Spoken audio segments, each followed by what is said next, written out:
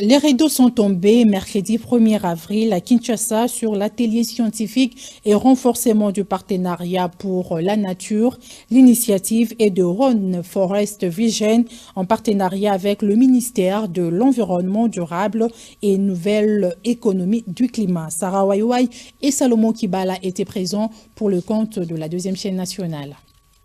Au cours de ces 2 journées consacrées à la recherche scientifique, les participants ont échangé autour des 3 tables rondes thématiques axées notamment sur les climats, l'eau, les systèmes du carbone, l'écologie et la conservation forestière, ainsi que l'agriculture et les sciences de la société. L'initiative One Forest Vision vise à accompagner sur le plan scientifique les pays des bassins tropicaux dans la préservation de la biodiversité irremplaçable, ainsi que des réservoirs de carbone qui constituent les forêts tropicales et les zones humides. Le co-directeur de One Forest Vision revient ici sur les grandes lignes de ces assises. C'est un vaste sujet, le changement climatique, mais c'est aussi avant tout un sujet de développement des pays, etc.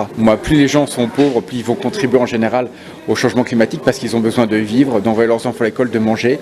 Et donc il ne faut pas déconnecter les thématiques de changement climatique avec toutes les activités humaines qui les protègent, qui contribuent à renforcer le changement climatique. Pour marquer sa présence à cet atelier, les présidents de l'initiative Sciences pour les bassins du Congo, le professeur Raphaël Tumanga, livre également son point de vue. Dans le cadre des initiatives scientifiques et régionales, nous avons été ici pour cet atelier, voir comment est-ce que nous pouvons faire donc les liens entre la recherche scientifique, le renforcement des capacités et les initiatives que la RDC porte, notamment la forêt c'est nous, le couloir vert qui va à Kinshasa.